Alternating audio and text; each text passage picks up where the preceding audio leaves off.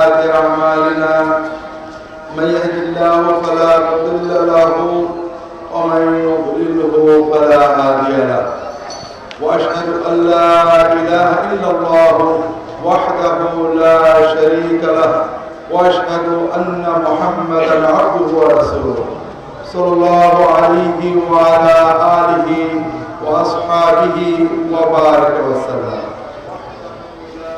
أما بعد আমরা আল্লাহ তাআলার দরবারে শুকরিয়া জানাই যে আল্লাহ তাআলা আমাদেরকে প্রতি বছরের মতো দারুস সালাম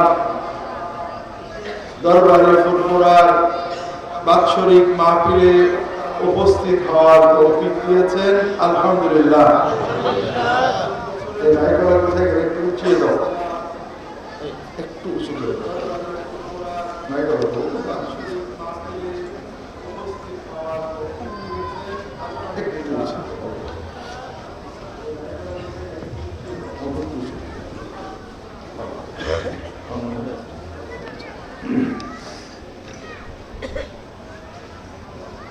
আমরা আগেও আপনাদের মনে করিয়ে দিয়েছি, কারণ আল্লাহ তাআলা বলেছেন ফাযাক্কির ফাইন্না যিকরা তানফাউল মুমিনিন। আপনি মনে করিয়ে দেন, কারণ মনে করিয়ে দিলে মুমিনদের উপকার। আমরা যদি আজকে আল্লাহ তাআলা তৌফিক দেন একটু আলোচনা করব, সেটা হলো আমি মাঝে মাঝে চিন্তা করি যে গরু, ছাগল, ভেড়া, উট কত সৌভাগ্যবান, হাঁস, পাখি সৌভাগ্যবান না? বয়স হলে ব্যাগ কাঁধে স্কুলে দেওয়া লাগে, পড়ার জন্য মার খাওয়া লাগে, বাথরুম শেখা লাগে। বাথরুম খারাপ করেছে বলে কোন ছাগলের মা তার মেরেছে, চিন্তা করলে কত আবার মনে করা লাগে। কারণ আল্লাহ তাআলা মানুষকে একটা ব্যতিক্রম প্রাণী হিসেবে তৈরি করেছে। গরু, ছাগল, উট, ভেড়া, প্রাণী, ছাগল, শের, কুকুর এদেরকে প্রাণী হওয়ার জন্য আর কিছু শিখতে হয় না। আল্লাহ যেটা শিখিয়েছেন ওটাতেই চলো। আমাদের শুধু শিখলেই হয় না, আবার মাঝে মাঝে মনে করতে হয়।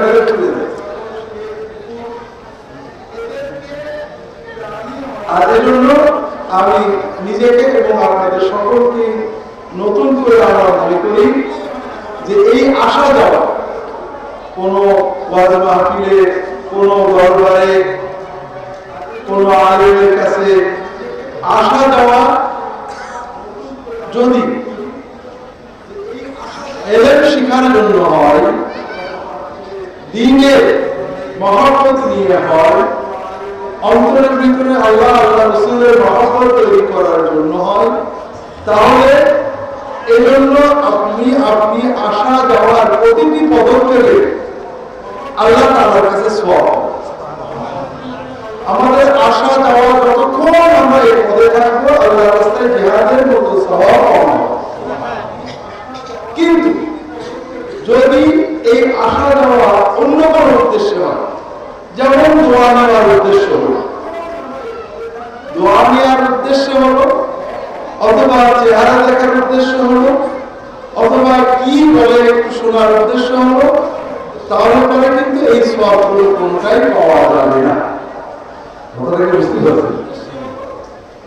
আমরা আমাদের ইবাদতের চেতনা নষ্ট করে ফেলেছি। আমরা অনেক সময় কোন মাজলিসে মাহফিলে যাই, দেখি হুজুর কোন পক্ষে পড়ে।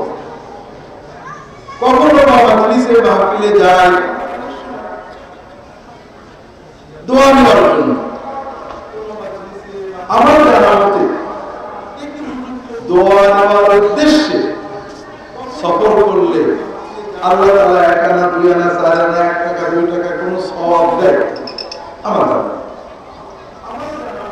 আপনাদের যারা থাকলে সে হাদিসগুলো বলবেন, কোরআনের আয়াত আছে আমার জানা। কিন্তু ইলম তলবের জন্য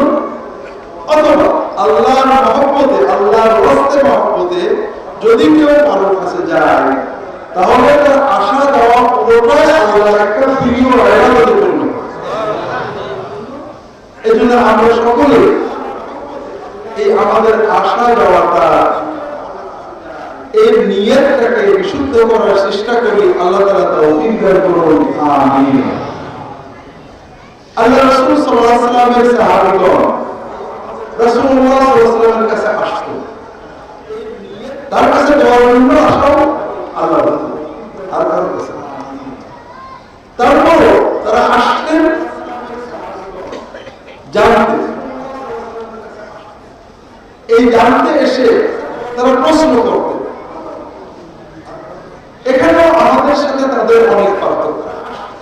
আপনারাও অনেক সময় প্রশ্ন করতে আসেন, আমাদের অধিকাংশ প্রশ্ন সিলি ইংরেজিতে বলে, একেবারে বাজে সাধারণ ছোট ছোট ঝগড়াটে মেসালা।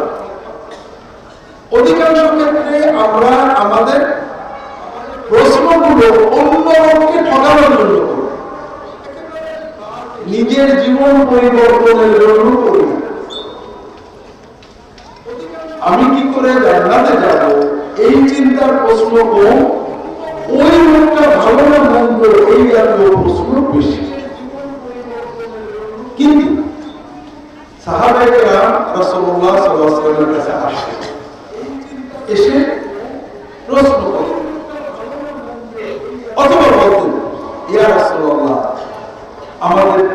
আমাকে কিছু উপদেশ দেন।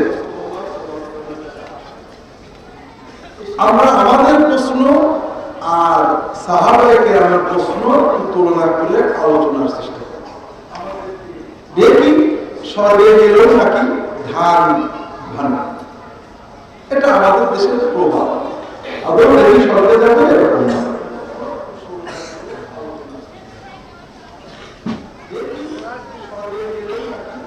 আমি যে কোনো ভাবেই হোক যেখানে যাই কিছু প্রশ্নের সম্মুখীন হল,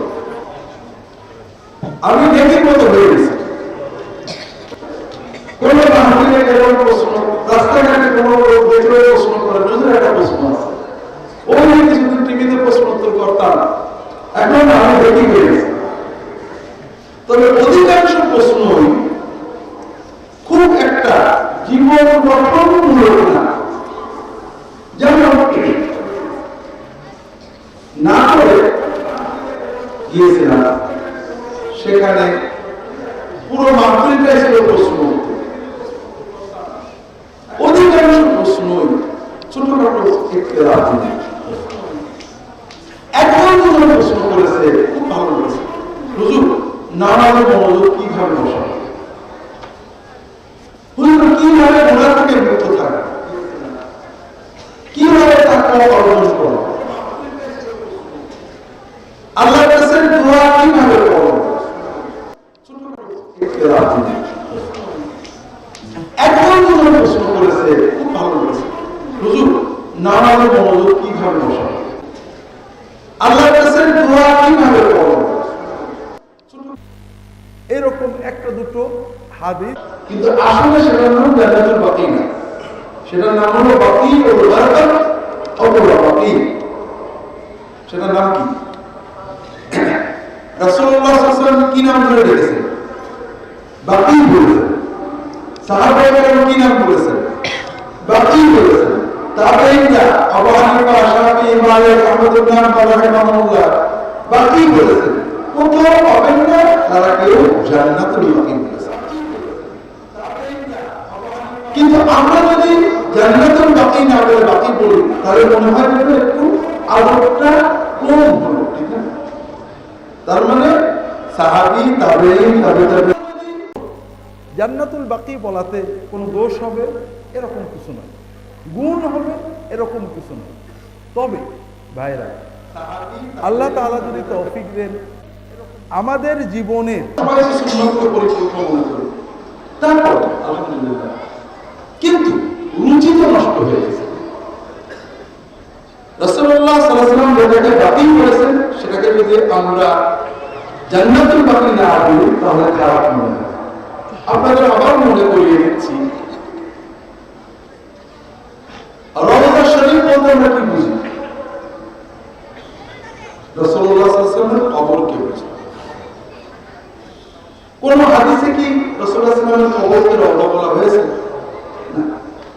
রওজা রাসূলুল্লাহ নিজে বলেছেন, মা বাইনা কবরি ওয়া মিনবারি রাওদাতুন মিন রিয়াদিল জান্নাহ। আমার কবর কি, কবর এবং আমার মিনবারের মাঝখানে যে জায়গাটুকু, মসজিদের যে জায়গাটুকু, এইটার নাম হলো রওজা। রওজা শরীফ কোনটার নাম? মসজিদের জায়গাটুকুর নাম। আর রাসূলুল্লাহ সাল্লাল্লাহু আলাইহি ওয়াসাল্লাম যেখানে শুয়ে আছেন সেই জায়গাটার নাম কবর। সেই জায়গাটার নাম কি? আমরা কি বলি? কেউ যদি এখন বলে রাসূলুল্লাহ সাল্লাল্লাহু আলাইহি ওয়াসাল্লাম কবরে সালাম দিয়েছি, রাসূলুল্লাহ সাল্লাল্লাহু আলাইহি ওয়াসাল্লাম কবর জিয়ারতে গিয়েছি, আপনাদের একটু খারাপ লাগবে না? লাগবে না? একটু বেয়াদবি মনে হয়। কিন্তু আমরা যখন হাদিস শরীফ পড়ি, রাসূলুল্লাহ সাল্লাল্লাহু আলাইহি ওয়াসাল্লাম নিজে বলেছেন কবর। রাসূলুল্লাহ সাল্লাল্লাহু আলাইহি ওয়াসাল্লামের কবরের পাশে আয়েশা রাদিয়াল্লাহু আনহা প্রায় 40 বছর থেকেছে, তারও বেশি। তিনি বলেছেন কবর। তাবেঈরা সাহাবীরা বলেছেন কবর। তাবেঈরা রায়ত কবর রাসূলুল্লাহ সাল্লাল্লাহু আলাইহি ওয়াসাল্লাম, রায়ত কবর রাসূলুল্লাহ সাল্লাল্লাহু আলাইহি ওয়াসাল্লাম, যুরতু কবর রাসূলুল্লাহ, সবাই কি বলছেন?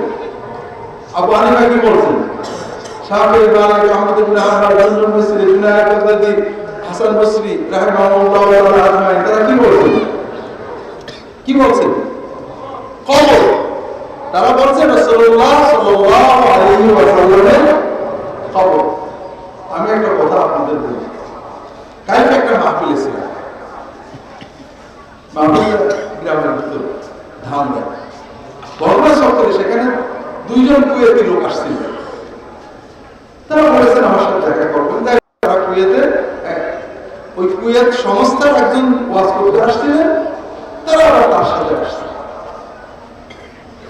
তা ওয়াজের এক পর্যায়ে কুয়েতে একজন আমাকে বলছে যে তোমাদের শ্রোতাদের বলো নবীজির নাম শুনলে দরুদ পড়ে না, এর চেয়ে বিপদ নেই। আরব দেশের রাসূলুল্লাহ অথবা নবিউল্লাহ অথবা মুহাম্মদ এই শব্দটা শোনার সঙ্গে সঙ্গে সবাই কি বলে? সাল্লাল্লাহু আলাইহি ওয়াসাল্লাম। কারণ রাসূলুল্লাহ সাল্লাল্লাহু আলাইহি ওয়াসাল্লাম তো আপনারা বলেন রাসূলুল্লাহ সাল্লাল্লাহু আলাইহি ওয়াসাল্লাম বলেছেন যে আমার নাম শুনে দরুদ না পড়ে সেটি বিপদ, সবচেয়ে বড় বিপদ। আমাদের অভ্যাস হয়ে গেছে, যতক্ষণ না হুজুর দরুদ পড়ো আমরা পড়ি না। এখানে রুচিটা নষ্ট হয়ে গেছে। সুন্নাত হলো আমরা দরুদ পড়বো, মনে মনে পড়বো হবে, তবে যেহেতু মাহফিল জোরে বা মৃদু শব্দে বলার কোনো প্রশ্ন, প্রত্যেকে নিজের মতো মতো মৃদু শব্দে বলবো সাল্লাল্লাহু আলাইহি ওয়াসাল্লাম। যেটা বলছিল হাদিসে সাহাবায়ে কেরাম, তাবেঈনগণ, তাবেঈনগণ সবাই বলছেন রাসূলুল্লাহ সাল্লাল্লাহু আলাইহি ওয়াসাল্লামের কবর। আমি রাসূলুল্লাহ সাল্লাল্লাহু আলাইহি ওয়াসাল্লামের কবর জিয়ারত করলাম, রাসূলুল্লাহর কবরে সালাম দিলাম, রাসূলুল্লাহ সাল্লাল্লাহু আলাইহি ওয়াসাল্লামের কবর দেখলাম একটু উঁচু। আয়েশা রাদিয়াল্লাহু আনহা কবরের পাশেই থাকতেন। কোথাও রওজা কথাটা পাবেন না। রওজা বললে ভালো না মন্দ এটা বড় কথা না। একটা প্রশ্ন আপনাদের জন্য, উত্তম কোনটি? এটা হলো ঈমানের কথা। আমাদের ঈমানে, আদবে, চেতনার উত্তম কোনটা বলো? যেটা রাসূলুল্লাহ সাল্লাল্লাহু আলাইহি ওয়াসাল্লাম সাহাবায়ে বলেছেন সেইটা, না যেটা আমরা বলি সেইটা? কথা বুঝতে পেরেছেন? তাহলে কি হবে? ওই রাসূলুল্লাহ সাল্লাল্লাহু আলাইহি ওয়াসাল্লামের সুন্নাত শব্দটা আমাদের কাছে বেয়াদবি মনে হয়। আর এর অর্থই হলো আমরা রাসূলুল্লাহ সাল্লাল্লাহু আলাইহি ওয়াসাল্লামের সুন্নাতটাকে বেয়াদবি মনে করি। এর অর্থই হলো আমরা রাসূলুল্লাহ সাল্লাল্লাহু আলাইহি ওয়াসাল্লামের সুন্নাতকে ছোট মনে করলাম, অবাধ্য করলাম। আর এর অর্থই হলো আমরা নবীর উম্মত থাকতে পারবো। যেমন মনে করো অনেক আছে সফলতা, আমরা তাসাউফ, সুফি ব্যবহার করেন না? তাসাউফ, সুফি এই শব্দগুলো আছে না? আছে। আমরা এগুলো ব্যবহার করি, কিন্তু কোরআন কারিমে, হাদিস শরীফে, সাহাবাদের শব্দে, তাবেঈনদের শব্দে, ইমাম আবু হানিফা, ইমাম মালিক, ইমাম শাফিঈ রাহিমাহুল্লাহ তাদের শব্দে সুফি বলে কোনো জিনিস আমরা পাচ্ছি না। তাসাউফ পাওয়া যাচ্ছে। সেখানে সুফি তাসাউফ বলতে আমরা যেটা বোঝাই এটা কোরআন হাদিসে আছে। সেটার নাম হলো তাসকিয়া। সেটার নাম কি? তাসকিয়া নফস। কোনো সমস্যা নেই, আপনি তাসাউফ বলেন, তাসকিয়া নফস বলেন, কথা তো এক, এতে সম্ভব। কিন্তু যখন সুন্নতের বাইরে আমরা শব্দ ব্যবহার করব তখন এর থেকে অনেক ডালপালা ছড়াবে, অনেক সমস্যা হবে। নিরাপত্তা সুন্নাত কথা বুঝতে পেরেছেন? ঠিক এরকম একটা শব্দ থাকে সবে বরাত, চেনেন আপনারা? হাদিস শরীফে এই রাতের কথা আছে, কিন্তু নামটা এইটা না। নাম হলো লাইলাতুন নিসফি মিন শাবান, মধ্য শাবানের রাত। আমি যদি মধ্য শাবানের রাত বলি আপনাদের কাছে বলে হবে যে বেয়াদবি। সবে বরাত বলছে না, সবে বরাত আরবিতে লাইলাতুল বরাত। আর রাসূলুল্লাহ সাল্লাল্লাহু আলাইহি ওয়াসাল্লাম হাদিস শরীফে সাহাবী তাবেঈনগণ হাদিসে বলেছেন মধ্য শাবানের রাত। উত্তম কোনটি? হ্যাঁ, উত্তম হলো মধ্য শাবানের রাত, লাইলাতুন নিসফি মিন শাবান। 400-500 বছর পর্যন্ত আপনি লাইলাতুল বরাত এর কোনো শব্দ মুসলমানদের ভিতরে পাবেন না। এরপর মুসলমানেরা এই রাত বোঝাতে লাইলাতুল বরাত নাম ব্যবহার শুরু করলেন। বরাত মানে কি? ভাগ্য। এখানে সমাপ্ত হলো ভাগ্য। আরবিতে বরাত মানে ভাগ্য নয়, মুক্তি। হাদিসে আসছে সহিহ হাদিস, আল্লাহ তাআলা এই রাত্রিতে বান্দাদের গুনাহ মাফ করবেন, জাহান্নাম থেকে মুক্তি দেবেন। এই জন্য কোন কোন আলেম এই রাতটার নাম দিলেন লাইলাতুল বরাত, মানে মুক্তির রাত। এই আরবি বরাত বাংলায় এসে হলো বরাত, আর মুক্তি হয়ে গেল ভাগ্য। এখন কিন্তু আমরা সবে বরাতে মাগফিরাত রহমতের জন্য কিছু করি না, যা কিছু করি ভাগ্যের জন্য করি। পুরো দিনটাই ঘুরতে গেছে। যাই হোক ভাইরা, এটা অনেক দীর্ঘ সময়ের পরিক্রমায় ছোট ছোট ছোট ছোট ভালো কাজ করে আমরা অনেক কাজ করেছি। প্রথমত এত খারাপ ছিল না, কিন্তু সুন্নাত যখনই মারা গেছে আর একটা বিষয় সেখানে দাঁড়িয়ে গেছে, ক্রমান্বয়ে এটা খারাপ হয়ে গেছে। এরকম বাকি রাসূলুল্লাহ সাল্লাল্লাহু আলাইহি ওয়াসাল্লামের যুগেই গোরস্থানের নাম ছিল বাকি। এই বাকি গোরস্থানকে বলা হতো বাকি হলো দারকাতের বাকি। এই সাহাবী বলছেন আতাইতু রাসূলুল্লাহ সাল্লাল্লাহু আলাইহি ওয়াসাল্লাম বিল গারকাত, আমি গারকাতে আসলাম রাসূলুল্লাহ সাল্লাল্লাহু আলাইহি ওয়াসাল্লামের কাছে। রাসূলুল্লাহ সাল্লাল্লাহু আলাইহি ওয়াসাল্লামের কাছে যখন আসলাম, এসে যান বা আখাযতু বিজিমানি আকাদি, তার উঠে লাগানো হয়ে গেল।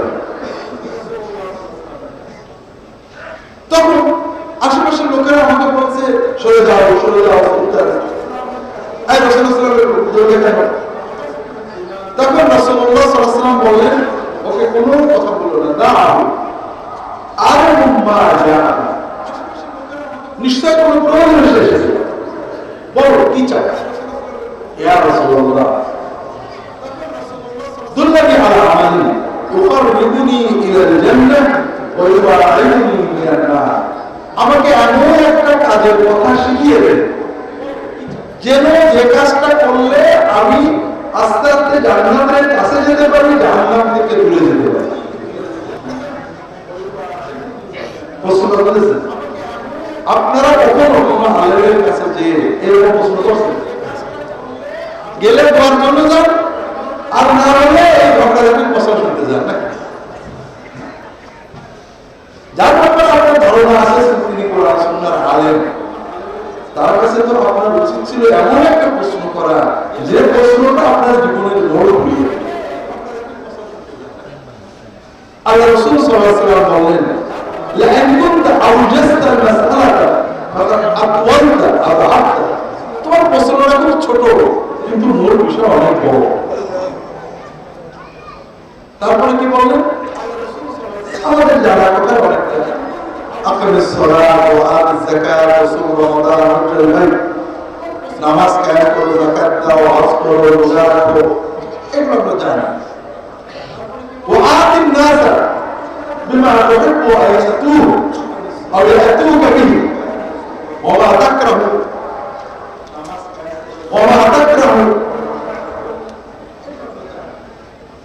أن يأتيك الناس به فدعه عنه.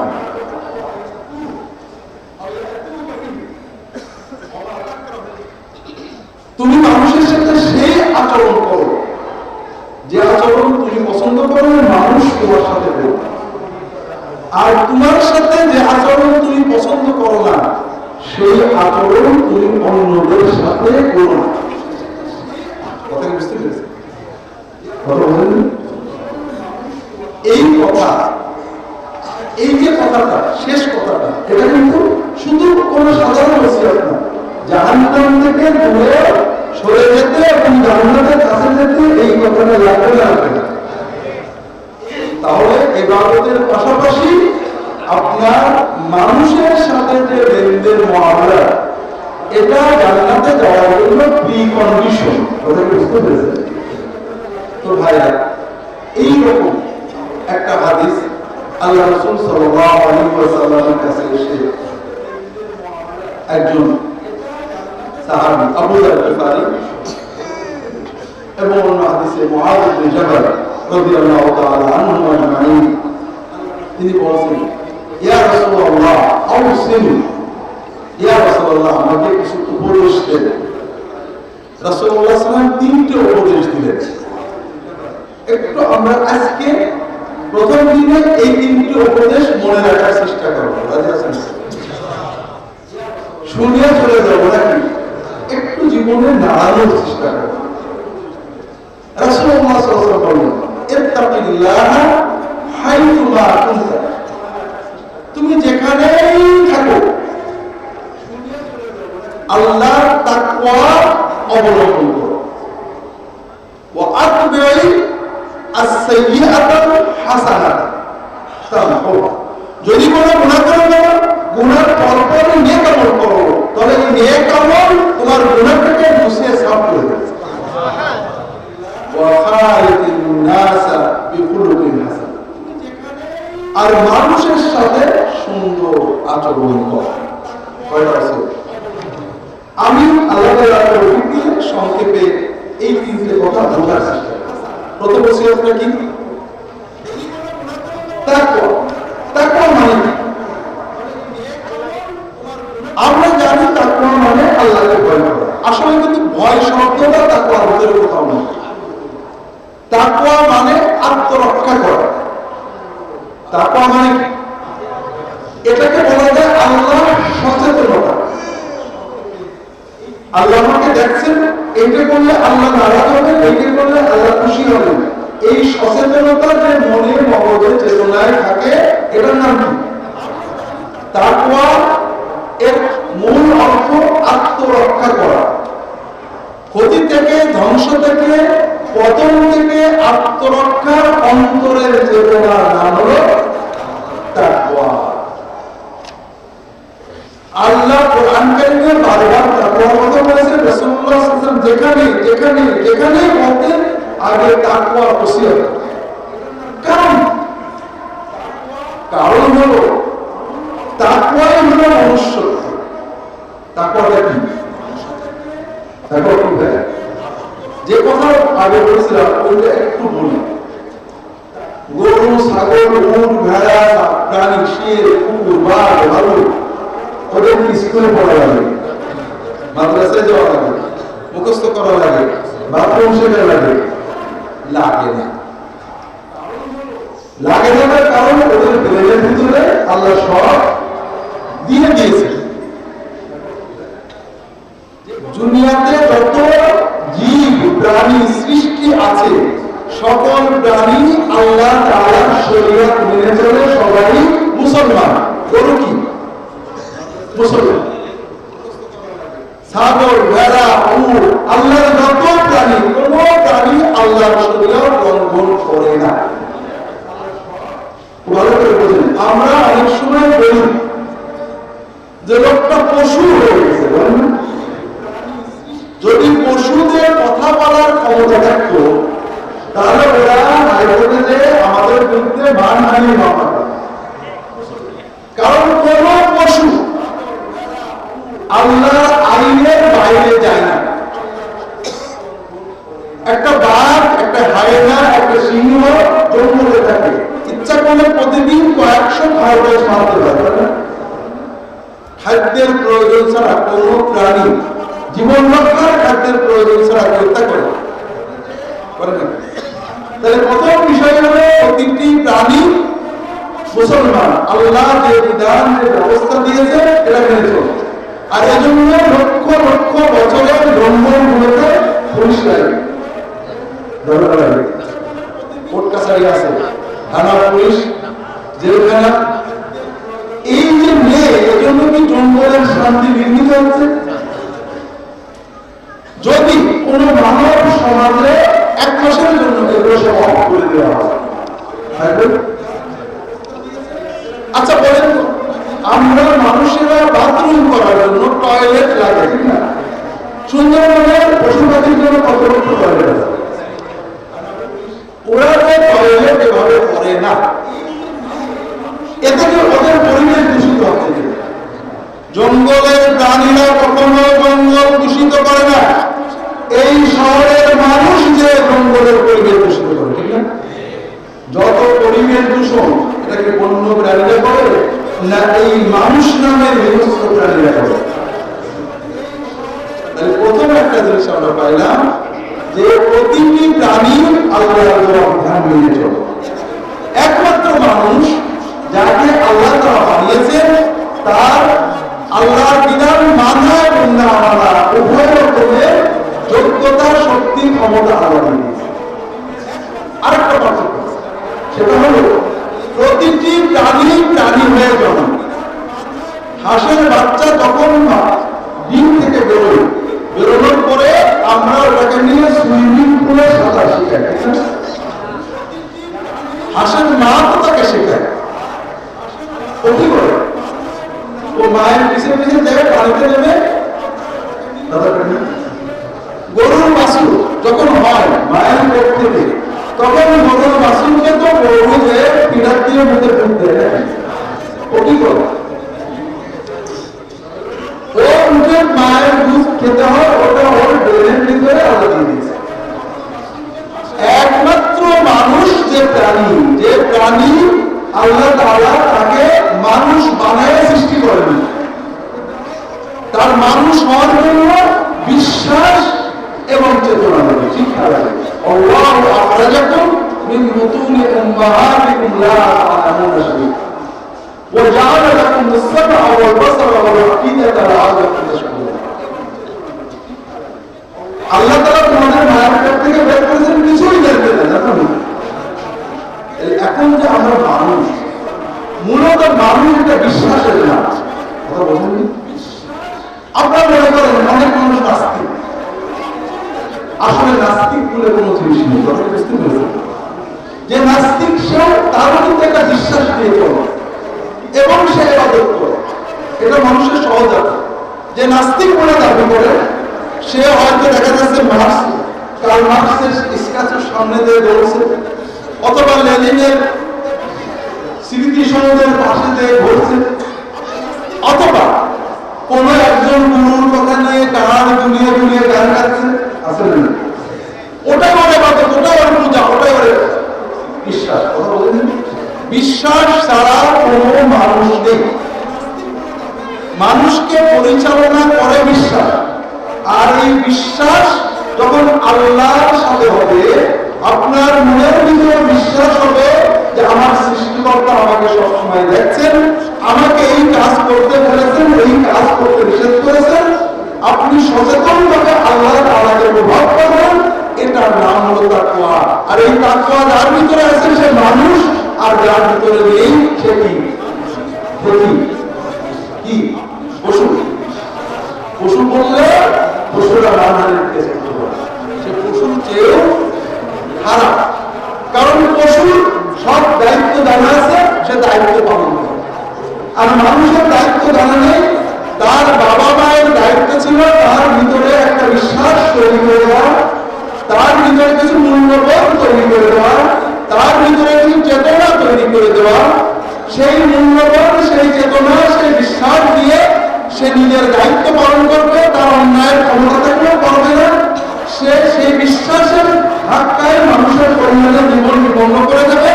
এই চেতনাগুলো তৈরি করার দায়িত্ব ছিল তার পিতা, মাতা, তার পরিবেশ হবে।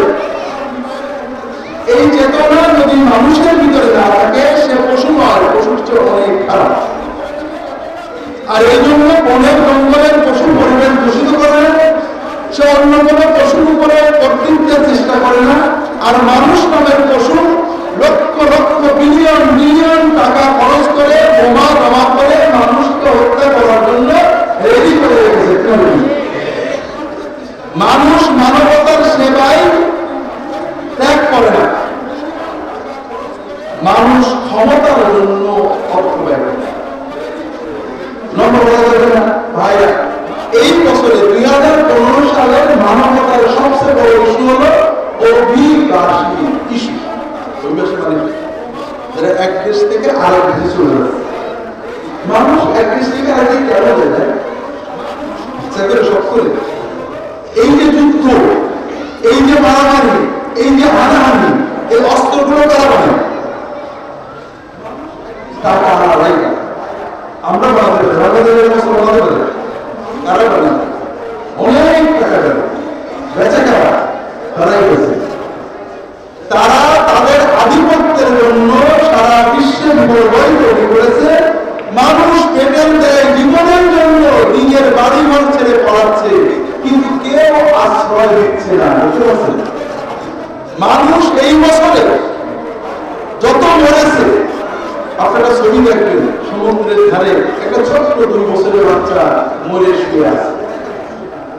কথা বুঝতে পেরেছেন? কেন? কেউ তাকে আশ্রয় নেই। বাবা মা যুদ্ধ থেকে পালিয়ে যাচ্ছিল, সমুদ্রে বাবা মা কোথায় বলতেছে, বাচ্চাটা মরে লাশ। কথা বুঝতে পেরেছেন? তাহলে মানবতার সবচেয়ে বড় ভয়ঙ্কর এই 2015 অধপতন হলো যে মানুষ একটা বিনষ্ট হয়েছে। বিলিয়ন বিলিয়ন ট্রিলিয়ন ডলার ব্যয় করছে আকার যুদ্ধের জন্য, কিন্তু এই কয়েক হাজার কয়েক লক্ষ মানুষের কোন দেশে স্থান দেওয়া লাগবে না, অন্তত সেফ হোম করে কয়েক মিলিয়ন ডলার খরচ করে যে অস্থায়ী বসবাস দেওয়া হবে, এটা করতেও কোনো দেশে রাজি না। কারণ এই মানবীয় মূল্যবোধ, এই যে আল্লাহর সাথে বান্দার সম্পর্কের চেতনা, আমি এইটা করলে আল্লাহর কাছে পুরস্কার পাবো, আমি এইটা করার দায়িত্ব আল্লাহ আমাকে দিয়েছেন, কাজে আমি নিজের জীবন বিপন্ন করে মানুষের সাহায্য করব, এই চেতনাটা করা হচ্ছে না। ভোগের চেতনা তৈরি করা হচ্ছে। বুঝতে পেরেছেন? ভোগের চেতনা এই 2 দিন পরে আসবে, আর বাস নাই সারা বিশ্বে। ঠিক না? হাদিবাস নাই আমাদের দেশে টিভি মিডিয়াতে অনেক কথা বলা হবে, সব ভোগের কথা, ত্যাগের কথা না। হাদিবাস নাই কেন?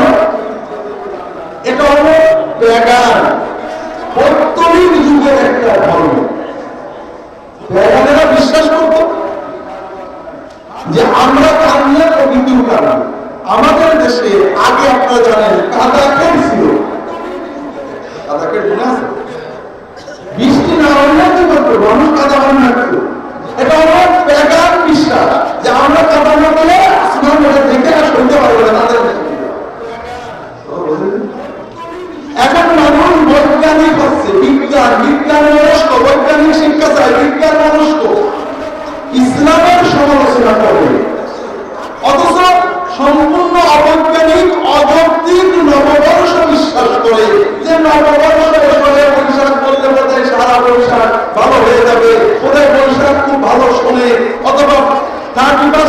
বছরের প্রথম ঘন্টাটা যদি আনন্দ ফুর্তিতে কাটানো যায়, সারা বছর আনন্দে কাটবে। এই যে অবৈজ্ঞানিক অযৌক্তিক ত্যাগার বিশ্বাস, এইটাকে তারা পালন করে। কথা বুঝতে পেরেছে? ভোরবাদী খাও, ত্যাগ করো, কেউ বলছে পহেলা বৈশাখে প্রত্যেকে বস্তিতে যে একটা কম্বল দাও, এটা কেউ বলছে না, বলছে না, যেটা বলছিলাম। এর বিপরীতে অভিবাসী সমস্যা একটা মজার সমাধান আমাদের কাছে আছে। অভিবাসী শব্দটা আরবি হলো মহাজির। মহাজির শুনুন, মহাজির কারা ছিলেন? আবু বকর, ওমর, ওসমান, আলী রাদিয়াল্লাহু মক্কা মুসলমানরা ছিলেন। তারা মদিনায় যখন যান, মদিনায় যাওয়ার পরে মদিনাবাসীরা তো জায়গা দেন, একটা অস্থায়ী কুড়িয়ে করে দিয়েছিলেন টাকার জন্য। তারা কি করছিল? আল্লাহ রাসূল সাল্লাল্লাহু আলাইহি ওয়াসাল্লাম মুহাজিরদের সাথে, অভিবাসীদের সাথে, ইমিগ্রান্টদের সাথে মদিনাবাসীদের ভ্রাতৃত্ব করে দিলেন। এরা তোমাদের ভাই। আর এক ভাই আর এক ভাইকে নিয়ে কি বলো? আপনার সাথে ভ্রাতৃত্ব দিলেন। যে বলে যে ভাই, আমার কয়েকটা বাড়ি আছে, অনেক জনগণের সম্পদ আছে, আপনি সব অর্ধেক দিয়ে দেবেন। এটা হলো সেই তাকওয়া, সেই বিশ্বাস, যে বিশ্বাস মানুষকে মানুষের জন্য সব ত্যাগ করতে প্রেরণা দেয়। আর এর বিপরীতে যে বিশ্বাস আব্দুর রহমান ইবনে আউফ এই তাকওয়া দিয়ে তৈরি করেছিলেন, সেটা কি ছিল? বারাকাল্লাহু ফীকা ইয়া আখি ওয়া ফীমাকা ওয়া আহলি। ভাই, আপনার সম্পদ, আপনার পরিবার পরিজন আল্লাহ বরকত দেন। আপনি যা বলেছেন এর চেয়ে বড় কিছু হয় না। আপনার সকল সম্পদ অর্ধেক দিতে চেয়েছেন, আল্লাহ তাআলা আপনাকে অনেক জায়গায় দিয়েছেন। আমি এটা দেব না। আমাকে শুধু বলেন দুনিয়াবি আলা সুকুল মদিনা, আইনা সুকুল মদিনা। আমাকে বলেন মদিনার বাজারটা কোথায়? আমি তো নতুন মুহাজির, আমি ইমিগ্রান্ট, আমি মদিনার শহর চিনি না। আমাকে মদিনার বাজারটা দেখিয়ে কেন বলেন? কি করবেন? কি করবেন? তিনি কি করলেন? ওই যে মক্কা থেকে আসতে 2-4 ভাঙা টাকা ছিল, ওটা দেখতে উনি একটু পুরা ডিপ কিনে বেচতে বসে গেলেন। না, পরের পায়ে হতে পারবো না। আমার আল্লাহ দেখছে, আমি তো ওর সম্পদে ভোগ করি, আল্লাহ নারাজ হবে। কেন আমি ভোগ করবো? আমি নিজে ব্যবসা করে নিজের পায়ে দাঁড়াবো। তার তাকওয়া তাকে নিজের পায়ে দাঁড়াতে উদ্বুদ্ধ করেছে। আব্দুর রহমান ইবনে আউফ খালি হাতে মদিনায় গিয়েছিলেন, কিন্তু 10 বছরের ভিতরে মদিনার সবচেয়ে ধনী বিলিয়নিয়ার সাহাবীতে পরিণত হন, শুধু ব্যবসা করে। তবে ভালো করে মনে রাখবেন, আব্দুর রহমান ইবনে আউফের ব্যবসার কারণে তার ইলম শিক্ষা বন্ধ হয়নি। তার রাসূলুল্লাহ সাল্লাল্লাহু আলাইহি ওয়াসাল্লামের সাথে ওই যে কাফের রাষ্ট্রের বিরুদ্ধে যুদ্ধের ময়দানে যাওয়া বন্ধ হয়নি, তার ইবাদত কবুল। প্রতিটি যুদ্ধে রাসূলের পাশে থেকেছেন, প্রতিটি মজলিসে ইলম শিখেছেন। ওমর রাদিয়াল্লাহু তাআলা আনহুর সময়ে ফতোয়ার দায়িত্ব ছিল আব্দুর রহমান ইবনে আউফ। তাহলে মনুষ্যত্ব, মানবতার নাম হলো তাকওয়া। বিশ্বাস ছাড়া মানুষ মানুষ হয় না। বিশ্বাসবিহীন মানুষ পশুর চেয়ে বড়। কোন না কোন বিশ্বাস হতে জানতে পারবে। সেটা হতে পারে কোন একজন গরুর প্রতি বিশ্বাস, কোন একজন নেতার প্রতি বিশ্বাস, কোন একজন আদর্শবান মানুষের প্রতি বিশ্বাস। ওই বিশ্বাসটাই হলো তার দেবতা, তার ঈমান। ওই বিশ্বাস নিয়ে সে চলে। এই স্থান শূন্য থাকে না। এই বিশ্বাস যখন আল্লাহ তাআলা হবে, আল্লাহ সচেতন হবে, প্রতি মুহূর্তে অনুভব করবে যে আল্লাহ আমাদের দেখছে, আল্লাহ এই কাজ করলে, এই কথা বললে খুশি হন, তখন সে পরিপূর্ণ মানুষ হবে। তখন আর মানুষের সুযোগ পাশে শিশু মরে পড়ে থাকবে না। হাজার হাজার মানুষ অসহায় হয়ে সমুদ্রের ধারে শীতে মরে যাবে না। তখন মানুষ মানবতার জন্য চেষ্টা করবে। যেটা বলছিলাম না, আল্লাহ রাসূল সাল্লাল্লাহু আলাইহি ওয়াসাল্লাম নসিহত করলেন কি? তুমি যেখানেই থাকো, যে অবস্থায় থাকো, আল্লাহ সচেতন হও। কি করলে আল্লাহ খুশি হয়, কি করলে আল্লাহ বেজার হন, এটা তোমার অন্তরের সর্বদা জাগরুক থাকে। বাইরে এটা বলা শুধু অন্যের সমালোচনার জন্য না, আপনাদের কাছে অনুরোধ করবো, এসেছি শুধু শুনে দেয় জিন্দাবাদ করে দেওয়ার জন্য নয়, আমরা একটু সচেতন হই, আমাদের ভিতরে তাকওয়াটা তৈরি করি। আল্লাহ রাসূল সাল্লাল্লাহু আলাইহি ওয়াসাল্লাম তাকওয়ার একটা মজার কথা বলেছেন, আলা ইন্না তাকওয়া হাউনা তাকওয়া হাউনা তাকওয়া হাউনা কামা বিল মুসলিম আইয়াকুরা আও ইয়াকুরা আও মুসলিম। শুধু তাকওয়া এখানে। আর তোমার জন্য বড় অধিপতন, বড় পাওয়া যে তোমার এখানে কোনো মুসলমানের প্রতি অবজ্ঞা ভাব থাকে। যদি তারপর থাকতো ভাইরা, কোন মুসলমানের প্রতি অবজ্ঞা আপনার থাকতো, তারপর আমাদেরকে আল্লাহ আমাকে দেখছে, আমাকে দেখছেন ঠিক অন্তরের ভিতরে মনে আছে আমি আমাকে সে ভালো আল্লাহ দেখছেন। আল্লাহ পছন্দ করেন ঘৃণা করেন, অল্প ঘৃণা বেশি ঘৃণা, সবচেয়ে ঘৃণা করবো আমাকে, সবচেয়ে ঘৃণা করবো অন্য কোনো মুসলমানকে নিজের ছোট বড়। আপনার টাকা পয়সা সম্পদ আপনার না, কে দিয়েছে? কাজে আপনি মনে করতে পারেন আল্লাহ আমি কত, তুমি দেশো ওকে দেওয়ানি, আল্লাহ তুমি কত দেশো, এটা আল্লাহ খুশি হয়। ও হচ্ছে কি আল্লাহ আল্লাহ অসন্তুষ্ট। আরো ভয়ঙ্কর অবলম্বন হল ইবাদতের অহংকার।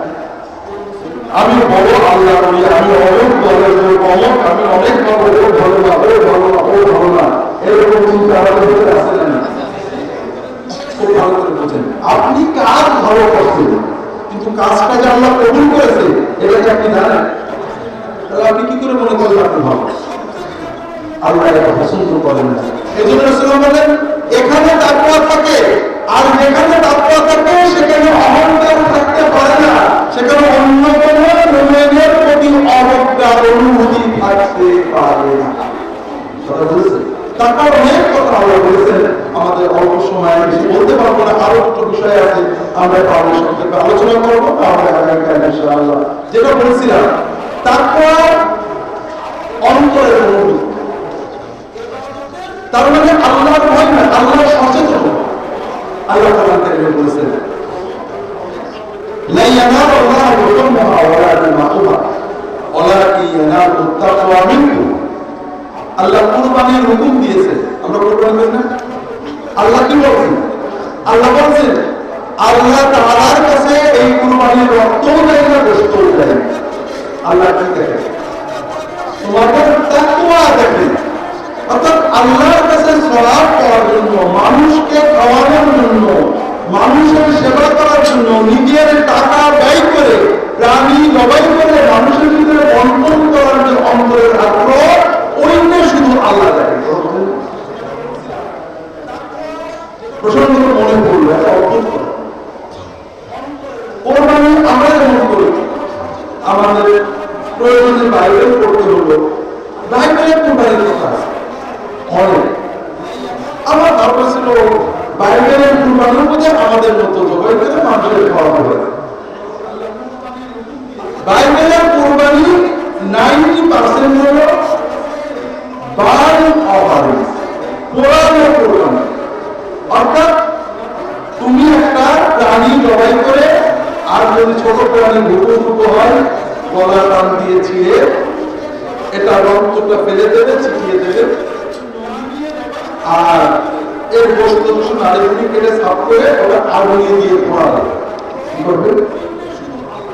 কারণ কেন পোড়াবে? কারণ এই যে পুরানো গোশতের পশু, এটাতে ঈশ্বরের নামে গেলে নাকি খুব খুশি। লক্ষ লক্ষ প্রাণী জবাই করে বা গলা ছিঁড়ে মেরে আগুনে পোড়াতে হবে, কারণ পুরানো পশুর খোলপুতে, রশ্মি পোড়ার খোলপুতে, গোশত পোড়ার খোলপুতে নাউযুবিল্লাহ নাকি ঈশ্বর খুশি। আর এই জন্য আমরা বলি যে না, এগুলো কুসংস্কার। বাইবেলের প্রায় কয়েকশো জায়গায় এই বাক্যটা আছে যে পুরানো কোরবানির খোলপুতে সেন্টে ঈশ্বর খুশি হয়। যেটা বলছিলাম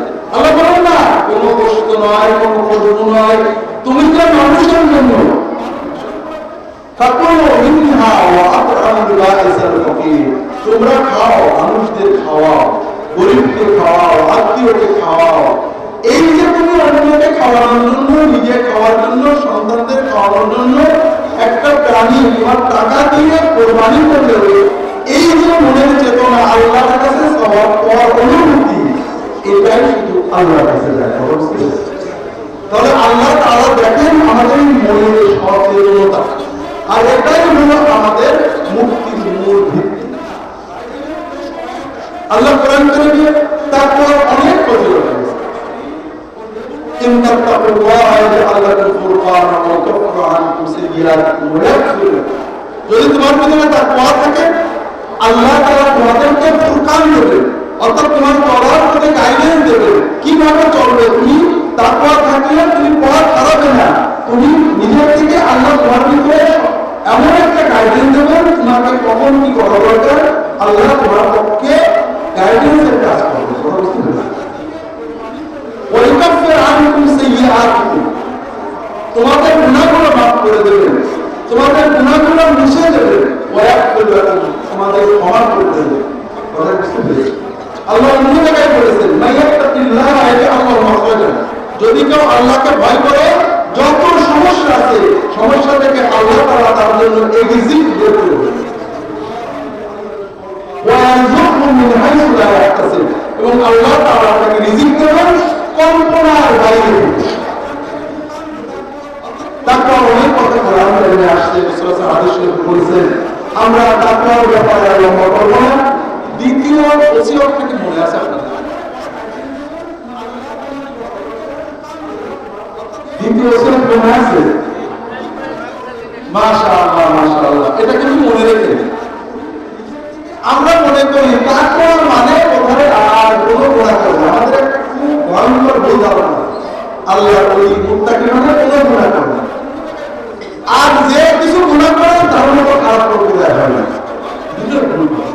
মানুষ গুনাহ করে,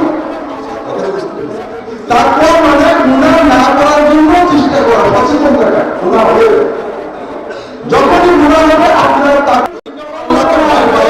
যত সমস্যা আছে সমস্যা থেকে আল্লাহ আমাদের এক্সিট করে আসছে। রাসূল হাদিস শরীফে বলেছেন, ওয়ারযুকহু মিন হাইসু লা ইয়াহতাসিব, আল্লাহ তাআলা রিজিক দেবেন কল্পনার বাইরে। তাকওয়া অনেক পবিত্র বলেছেন, রাসূল হাদিস শরীফে বলেছেন। আমরা তাকওয়ার ব্যাপারে লম্বা করব না। দ্বিতীয় ওসিয়তটা কি মনে আছে আপনাদের? দ্বিতীয় ওসিয়ত মনে আছে? মাশাআল্লাহ মাশাআল্লাহ, এটা কিন্তু মনে রেখে। মাশাআল্লাহ, আমরা মনে করি মানে কোথায় আর কোনো, আমরা মনে করি তাকওয়া মানে কোথায় আর কোনো আল্লাহ আমাদের তাকে মানে ভয়ঙ্কর ভুল ধারণা। আল্লাহ যে কিছু গুনাহ করে তার মতো খারাপ করতে দেয় হয় না, আর যে কিছু গুনাহ করে তার মতো আমার গুনাহ হয় না। তাকওয়া মানে গুনাহ না করার জন্য চেষ্টা করা, তাকওয়া মানে গুনাহ না করার জন্য চেষ্টা করা। আপনার তাকওয়া সমস্যা থেকে সমস্যা থেকে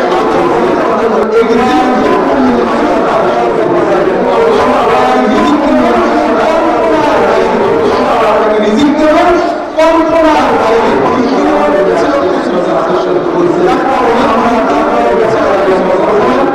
দ্বিতীয় আমরা তাকওয়ার ব্যাপারে লম্বা করব না। দ্বিতীয়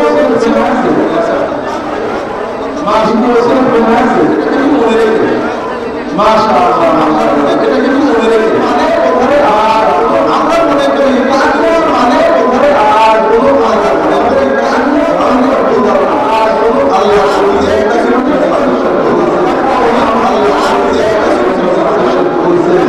আমরা তাকওয়ার ব্যাপারে লম্বা করব না। দ্বিতীয়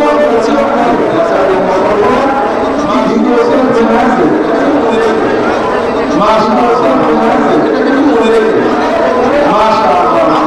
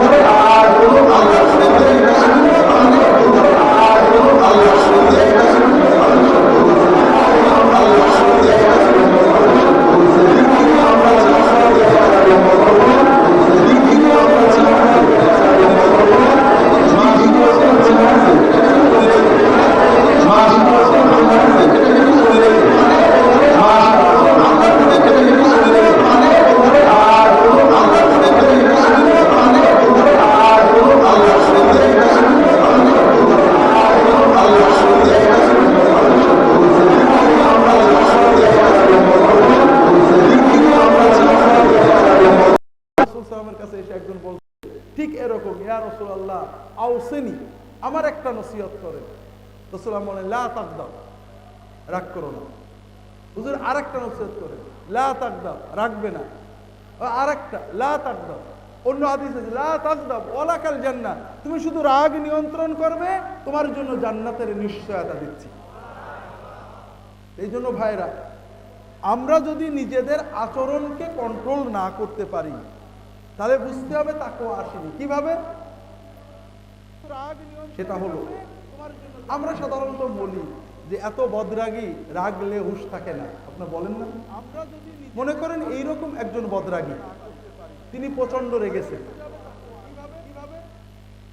একজন লোক তাকে বাপমা তুলে গালি দিয়েছে, অথবা কোনো ক্ষতি করেছে, জামা ছিঁড়ে দিয়েছে, পিছন থেকে রিক্সা দিয়ে ধাক্কা মেরেছে, কোনো না কোনো এমন কাজ করেছে যে প্রচন্ড ভাবে আহত হয়েছে, রাগ মানে চোখ মুখ লাল হয়ে গিয়েছে। হঠাৎ পাশ থেকে একজন তাকে ডাক দিয়েছে, তাকিয়ে দেখে এমপি সাহেব। ওর কি রাগ থাকবে? তাহলে বোঝা গেল এমপি দেখলে, প্রধানমন্ত্রী দেখলে, ডিসি দেখলে ও নিজেকে কন্ট্রোল করতে পারে। যখন আপনি আল্লাহকে দেখে কন্ট্রোল করবেন তখন বুঝতে হবে যে না, আপনার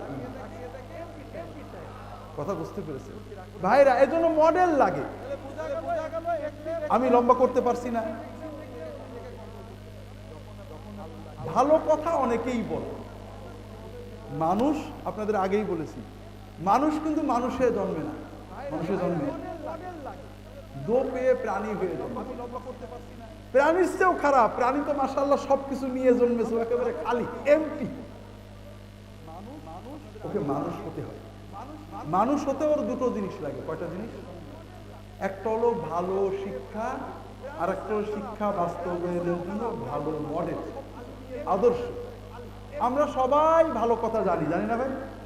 ঘুষ খাওয়া যে খারাপ এটা বাংলাদেশের মুসলমান অফিসার পুলিশ জানে না, এরকম তো আছে, তবুও খায়। কেন? ঘুষ না খেয়ে কি বাঁচা যায়? সবাই খাচ্ছে। কিন্তু ওর সামনে যদি মডেল থাকতো, অমুক অমুক অমুক অফিসার এত কষ্টের ভিতরে ঘুষ না খেয়ে ভালো থেকেছেন, ভালো পুরস্কার পেয়েছেন, তাহলে ও ঘুষ না খেয়ে থাকতে পারতো। কথা বুঝতে পেরেছি? তাহলে মানুষের জন্য দুটো জিনিস লাগে, একটা হলো ভালো শিক্ষা, আর একটা হলো এই শিক্ষা বাস্তবায়নের ভালো মডেল। ভাইরা, রাসূলুল্লাহ সাল্লাল্লাহু আলাইহি ওয়াসাল্লামের জন্মের মাসে অনেক কথা আপনারা বলেছেন, বলবেন, শুনবেন।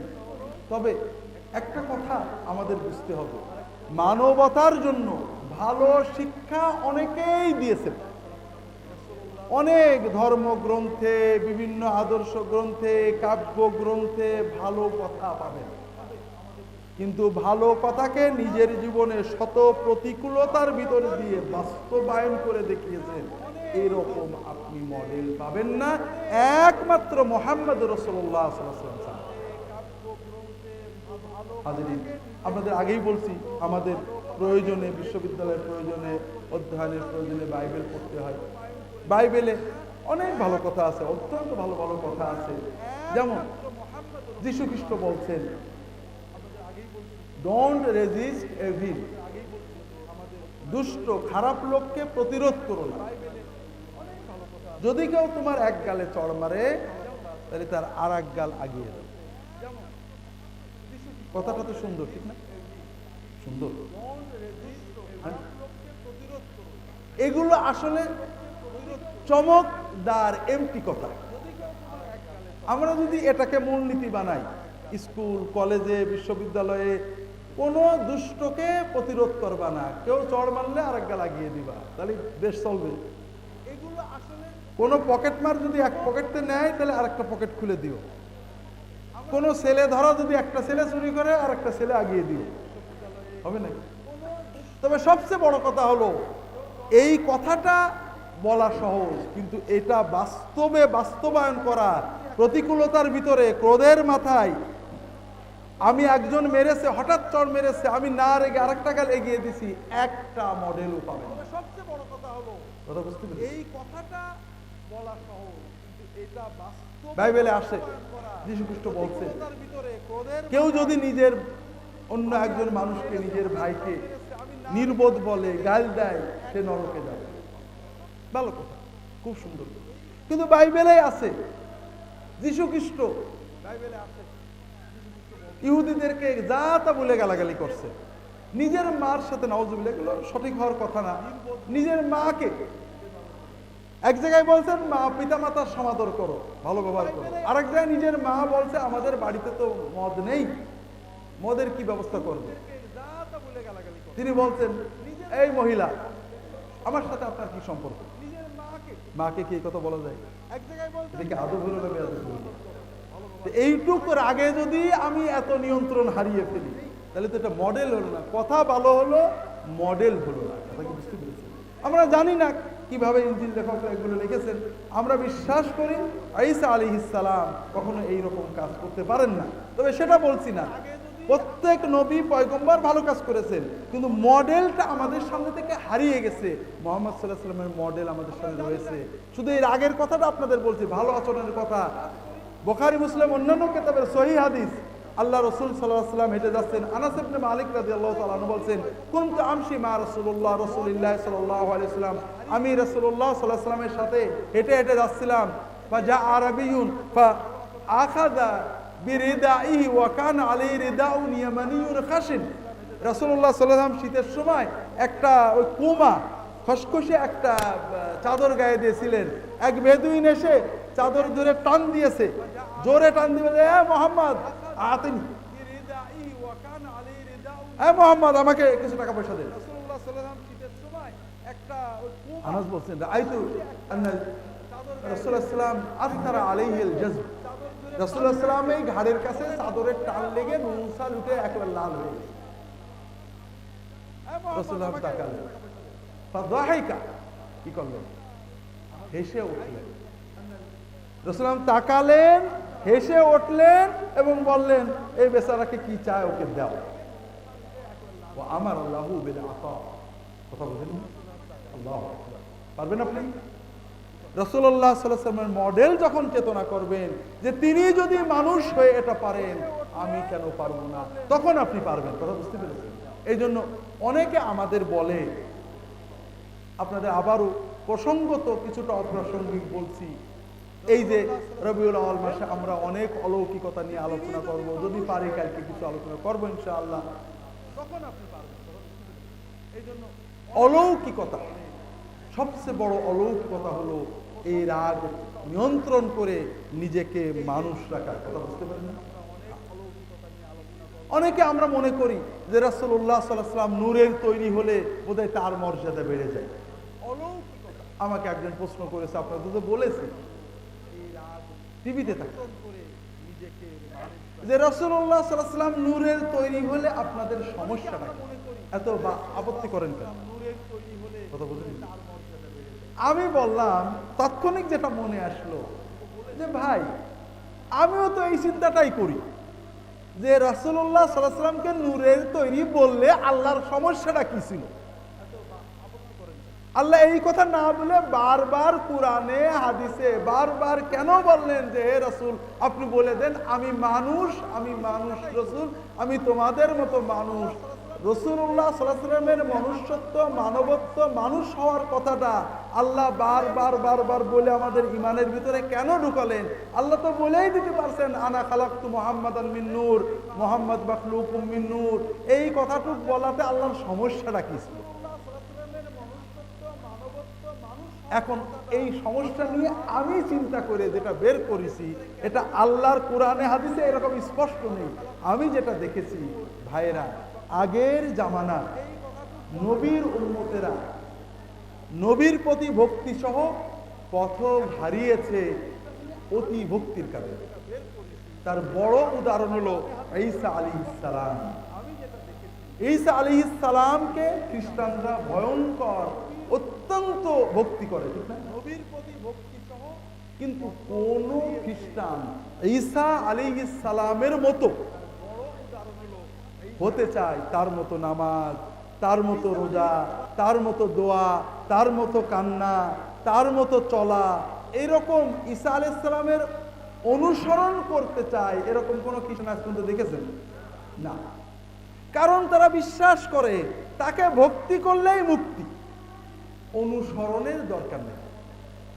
এক ভাই কানাডায় গাড়ি চালান, ইউরোপে আমেরিকায়, আমি কালকে হয়তো কিছু বলবো, ইউরোপে আমেরিকায় যখন বাংলাদেশের বা বিভিন্ন মুসলমান দেশের মুসলমানরা যায়, অনেকেই নামাজ কালাম পড়ে না, অনেকে যাওয়ার পরে খারাপ হয়, কিন্তু অনেকেই যাওয়ার পরে ভালো হয়। যখন ইউরোপ আমেরিকান আমাদের নির্দেশ দিয়েছেন, মুক্তির পথ বলেছেন, আলেম ওলামা দিনের দায়ীদের ভিতরে এর বিপরীতটা বেড়ে গেছে। কি হলো, এমনকি অমুসলমানদেরকে দাওয়াত দিতে গেলেও, তাদের সাথে ধর্ম নিয়ে কথা বললেও আদবের সাথে সর্বোত্তম আচরণে। কিন্তু দুর্ভাগ্যবশত আমরা কেন জানি আলেমরা, আমরা যারা দিনের দায়ী তারাও খারাপ আচরণ করি, দিনের দায়ীরা একজন আরেকজনের বিরুদ্ধে কথা বলার সময়ে খারাপ আচরণ করি, আবার দিন প্রচারের ক্ষেত্রে উগ্রতা প্রান্তিকতার আশ্রয়ে চলে যায়। এ বিষয়টা আল্লাহ তাআলা যদি বাঁচিয়ে রাখেন, ইনশাআল্লাহ আগামী দিন মনে থাকলে আলোচনা করব। ওমা তৌফিকি ইল্লা বিল্লাহ, সুবহানাকা আল্লাহুম্মা ওয়া বিহামদিকা, আশহাদু আল্লা ইলাহা ইল্লা আনতা, আস্তাগফিরুকা ওয়া আতুবু ইলাইক। আল্লাহুম্মা সাল্লি আলা মুহাম্মাদিন নবিয়্যিল উম্মি ওয়া আলা আলিহি ওয়া আসহাবিহি আজমাইন। আসসালামু আলাইকুম ওয়া রাহমাতুল্লাহ।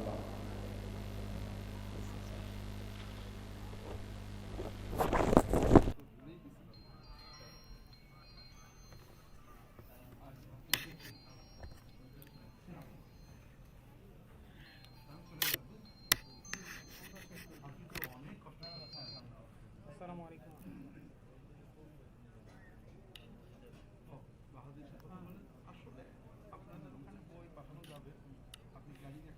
আচ্ছা, এই তো এখন খুলে টুলে সব কিছু করে আসতেছি।